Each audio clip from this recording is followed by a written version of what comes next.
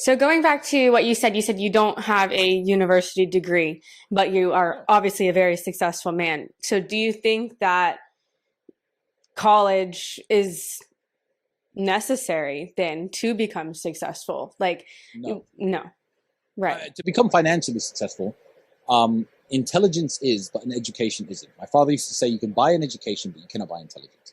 I don't know how many. Like, my brother's not a big reader. He's a consumer he understands world politics, history very, very well. But he's not a big reader of books. I guess am more so than my brother. But it's not that I stopped learning at 16. You have to understand that some of the most educated people in the world have no letters after their name. Right. There are people who you've never heard of, who have probably no money, or they may be very, very wealthy, who have left school at 15, 16, like I did, and educated themselves. They don't have a university's stamp of approval, but when you speak to them, you know this is a man who knows the way the world works, and this is a man with a vast understanding of any topic I engage him in conversation on. Now, that's my education. I believe that education is a very big part of becoming successful in any field, but that isn't necessarily education that you get from university. There are lessons that life can teach you, and right now we live in a world where all of the world's information can be accessed from the palm of your hand at any time. People may use this device to look at stupid cat videos, and they may waste the device's potential. But when I'm driving, I like listening to audiobooks. Why? So because I just enjoy it. I don't do things I don't enjoy. So university education used to be, like with everything, scarcity brings value. And in the 1940s and 50s and 60s, in people's parents and our grandparents' generation, a university degree was a one-way ticket to a great job that was going to pay off your mortgage and get you a house and give you the ability to raise your family. I believe that those opportunities exist massively outside of the educational system. You can't become a doctor or a lawyer without a law degree and a medical degree, and that's the way it should be and good. And everyone needs doctors and everyone needs lawyers. But just in terms of making money, I don't believe going to university to study business, for example, is necessarily going to make you a good businessman, because you're learning from people who don't run businesses. If you go to the average university, forget Harvard, forget Yale, if you go to the average university and look at the faculty parking lot, you won't see a single car over $50,000. So you have poor people who don't run businesses teaching other poor people how to be businessmen, and everyone leaves with their business degree. And all it does is make them slightly more employable to the people who actually had the balls to go and run businesses. People like me. I don't know how many people with degrees. I honestly don't know how many people with degrees I employ. 25, 30, 40, a lot, for sure. And I don't have one myself. So I don't believe it's necessary. No, not at all. But I don't necessarily think it's a bad thing. Right. I mean, why would I? Why would studying a certain subject, whether it be marine biology or business or learning how to do accounting books, why would that be a bad thing? I believe that as long as you're working on multiple facets of your life at the same time and not putting all your eggs in one basket and all your money on one horse, this university degree is going to make me rich. As long as you don't have that mindset, there's nothing wrong with going to university. But I won't be sending my kids. And if they really wish to go for whatever reason, we're going to have a very serious conversation about it. But I'm not going to pressure my kids to get any sort of higher education, because how could I? Right. I'm literal walking, talking proof that you do not need higher education to become a multi-millionaire. Right.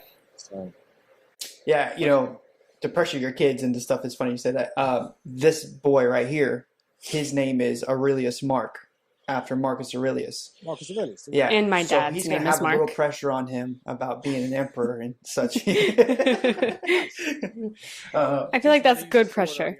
Right? It's funny you said. I was looking at your Instagram a couple weeks ago, and I seen one with you in the rain with the sword, and I was like, you know what?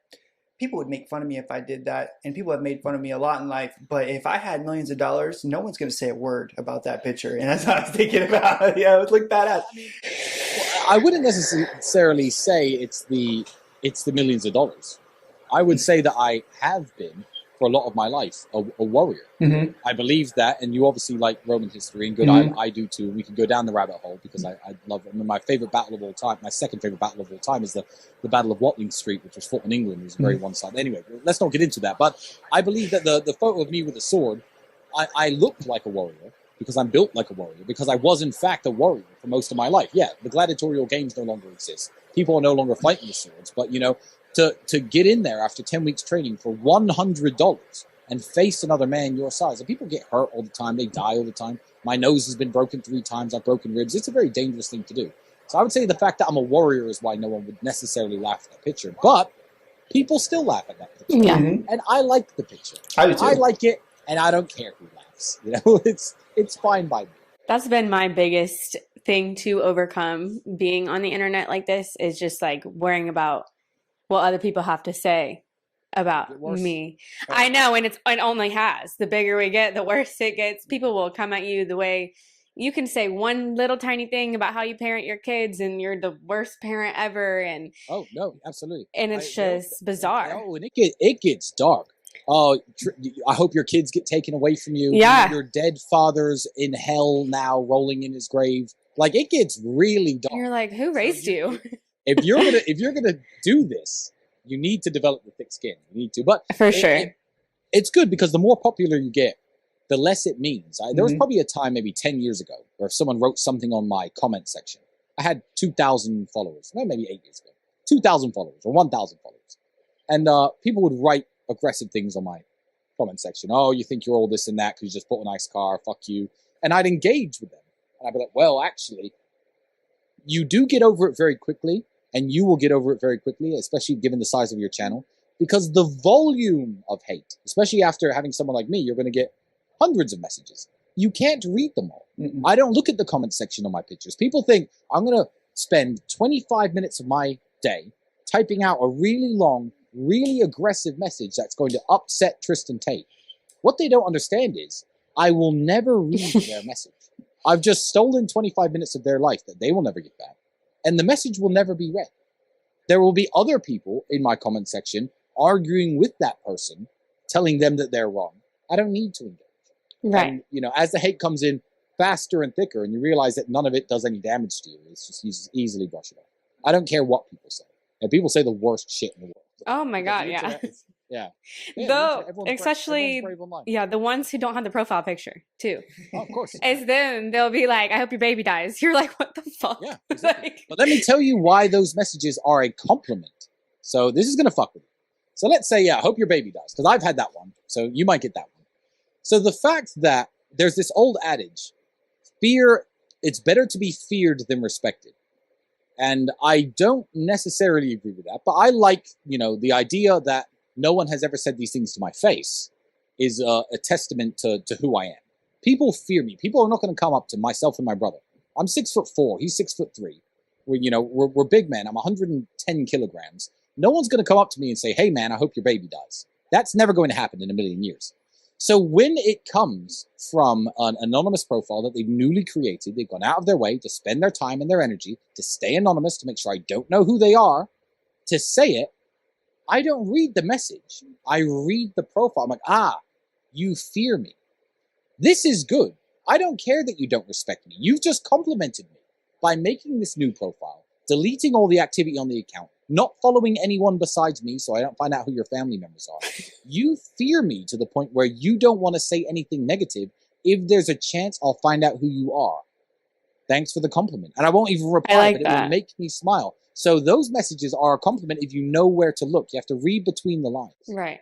That's a good way to look at it. I agree. I like that. For sure. Because sometimes it used to eat me up. Yeah. Now it doesn't near as much. Because like you said, like it comes more, but now I'm getting, and you get the attention. You're like, I don't need whatever.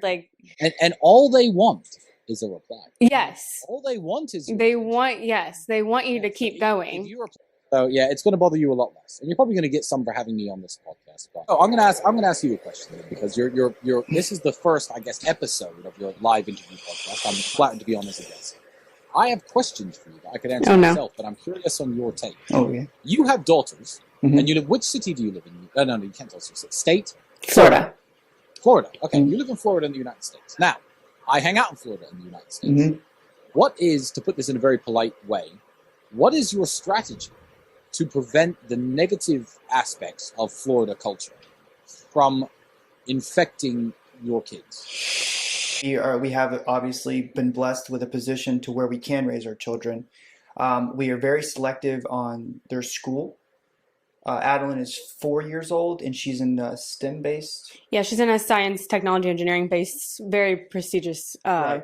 preschool for VPK, but we're still honestly even deciding if we want to do public school because Yeah. that's where the corruption comes into play most of the time anyway, especially in America, right?